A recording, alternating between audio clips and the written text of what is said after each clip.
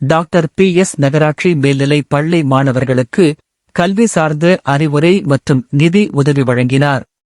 காஞ்சிபுரம் மாவட்ட முதன்மை கல்வி அலுவலர் சிறப்பு விருந்தினராக டாக்டர் சீனிவாசன் நகராட்சி மேல்நிலைப் பள்ளியில் நடைபெற்ற காலை வழிபாட்டு நிகழ்வில் பங்கேற்றார்.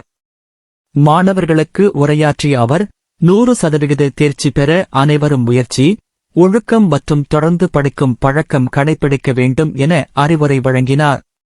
மேலும் தாமதமாக பள்ளிக்கு வரும் மாணவர்கள் மற்றும் அவர்களின் பெற்றோர்களிடம் மாணவர்கள் குறித்த நேரத்தில் பள்ளிக்கு வருவது கல்வி ஒழுக்கத்தின் அடிப்படை என்பதை வலியுறுத்தினார். பள்ளி நிர்வாகம், ஆசிரியர்கள் மற்றும் மாணவர்கள் அனைவரும் இந்த அறிவுரையை மனதில் கொண்டு தொடர்ந்து சிறப்பாக செயல்பட வேண்டும் என்ற உறுதியை எடுத்தனர். மேலும் மாணவருக்கு நிதியுதவி வழங்கிய நிகழ்வும் நடைபெற்றது.